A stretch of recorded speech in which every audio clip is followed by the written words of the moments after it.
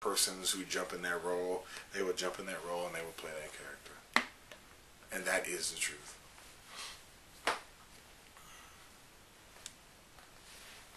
Pause.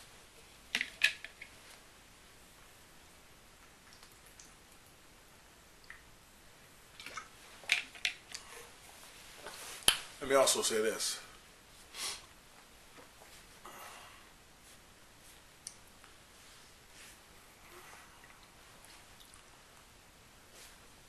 Tracie Thoms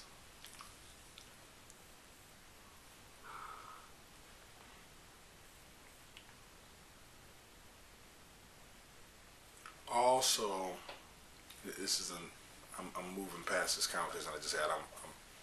I'm on the next joint now. She also really drove home the point of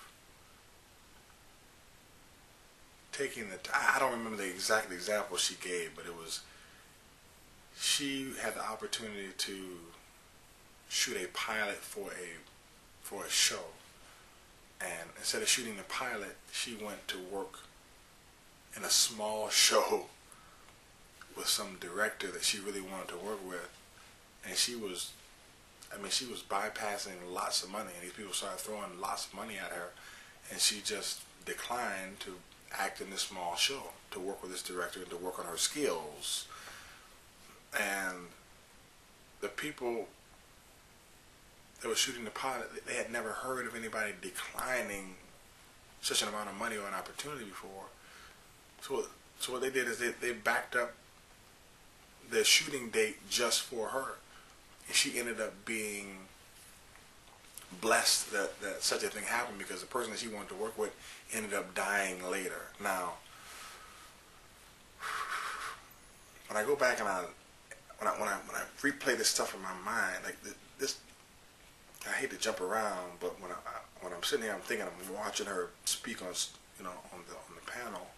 I don't really think that the students, the 18, 19, 20, 21, 22-year-old kids who were young adults who were in the audience were really able to grasp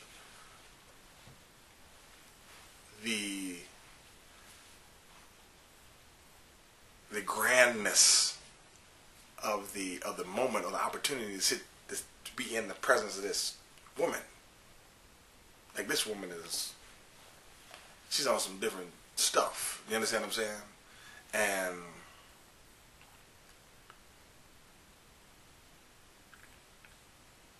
she was talking about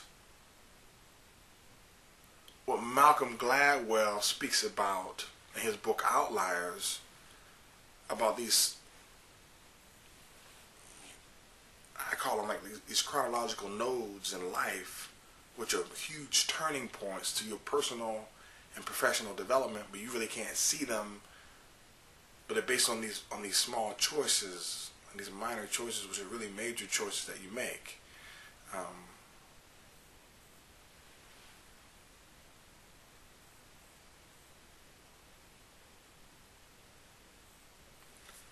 My man Steve Harrell, I remember saying something. I said, "Man, Steve, so and so couldn't have done this by himself." And Steve said, "Man, nobody does anything by themselves." And with that being said, Tracie Thoms was talking about a moment where she sacrificed something that looked like it was going to be great at the time to put herself in a situation where she could be touched and influenced by someone who could help her beyond a check. Because a lot of us have a mindset where we're chasing a check, and sometimes it's not about chasing a check, it's about chasing the opportunity to create more checks. So sometimes you got to bypass the check to go to the opportunity to create more checks. And she was willing to bypass a check to go to an opportunity to be touched by an individual who can take some professional richness and pour it inside of her, so that she can exude that in her profession and her job and in her pursuit to tell the truth. And Malcolm Gladwell talks about this particular thing in Outliers, where people don't we call it being lucky, but there is some luck to it. But you surround yourself and put yourself in certain groups where you're able to be touched and helped by other people, and it changes your life and it changes your circumstances, and it allows you to become an outlier. And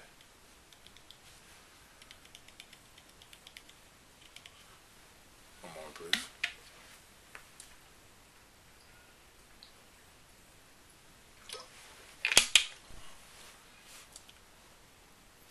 Tracie Thoms talked about that particular point of becoming an outlier without saying outlier during her panel discussion at Howard Wood during homecoming 2010 Howard University. Now, I'm speaking now, and homecoming it happened 3 weeks ago. And that particular conversation, not even conversation, but presentation happened almost 3.5 weeks ago. And I've been sitting down thinking about this thing ever since.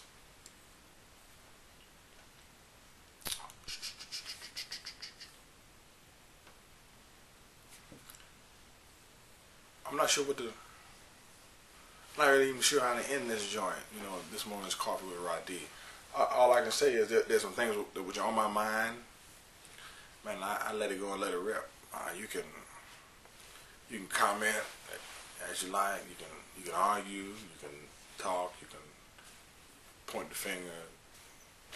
I don't give a damn what you do. I just appreciate you listening, to be honest with you. I'd like to provide personal thanks to Adia,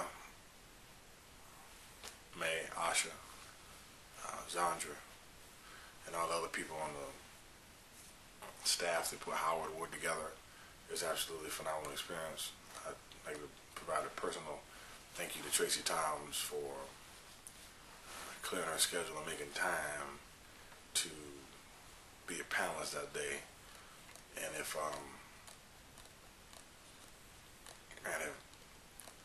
nobody else really got a lot of stuff that day, I did. Phenomenal. Absolutely phenomenal. My job is to jump inside my character, whether I'm an athlete or a coach or a dad, or whether I'm at Busch Gardens with my son. My job is to tell the truth about that particular profession, as I see it for that particular character. My job.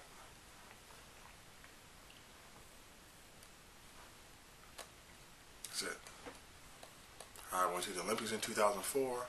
I won 1 match and I lost 2.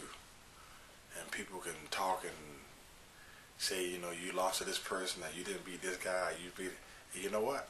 I'm cool with that, because my 2004 Olympic experience tells the truth about Rhadi Ferguson. My PhD pursuits tells the truth about Rhadi Ferguson. My dissertation online, which is available for everybody to read, tells the truth about Rhadi Ferguson. The anthology of my life tells the truth about Rhadi Ferguson. I'm straight. I'm cool with that. I've coached Olympians. I've coached world champions. I've coached BJJ world champions. I've coached guys that won Sambo nationals. I coached people that won grappling world championships. I was on the staff for USA Grappling, for the World Grappling Championships. Man, I'm straight. I'm good. I'm listening to what Tracie Thoms says. My job is jump inside the profession, look at the character, look at what's necessary, and tell the truth. That's it. What I'd like for you to do today is disregard really what's going on the periphery for a moment. Not that you always have to disregard what's going on in the periphery at all times, but sometimes you need the environmental influences and fabricators to change that what you do to act as a personal feedback loop for your behavior, for your cognition, for your thought processes sometimes. But sometimes you need to shut off what's going on the periphery, get involved in what's going on with you intrinsically and internally, and pursue the truth for your own personal self-governance.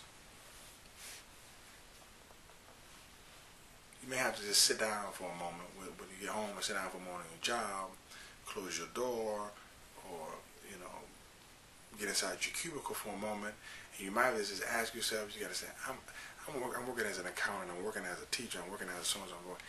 Am I telling the truth? First of all, am I telling the truth for me? Am I telling the truth in this profession? Because if you don't want to be where you are in your profession, then you can't be getting the truth off of a lie.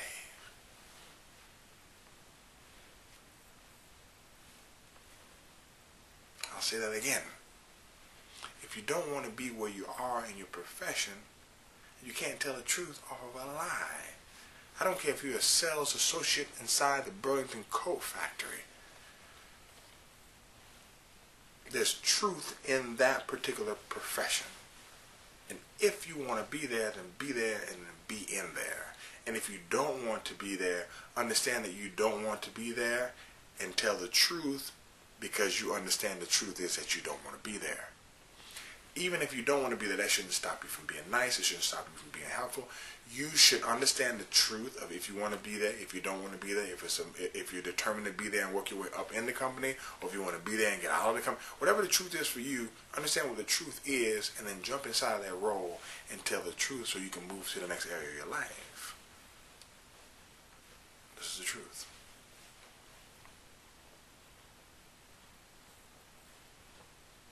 I got a question through Facebook the other day, and the person asked me, pause,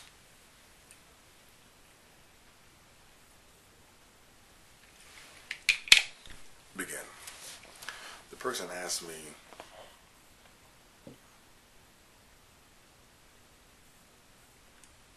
how can I get motivated? How can I get motivated?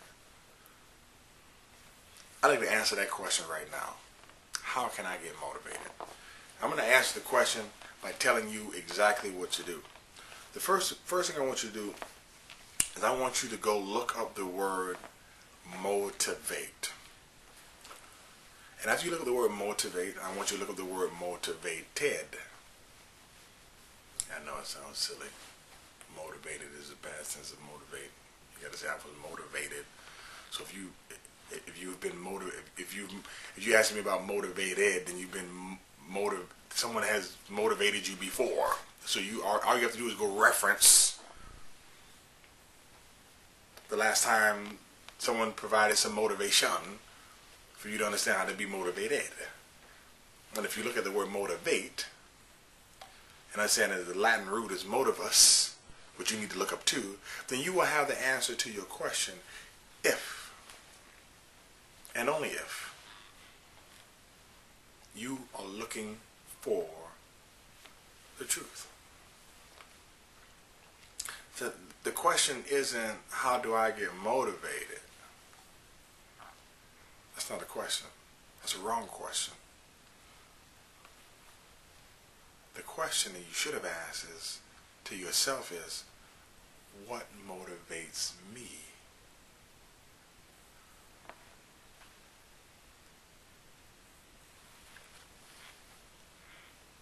Therein lies the truth. Have a great day, and I look forward to doing more coffees with Rhadi. I'm just moving and shaking and traveling a lot, and I don't really have the time that I really want to spend with you. 15, 20 minutes just isn't enough. Take care. Have a super fantastic day. And I see you when I see you.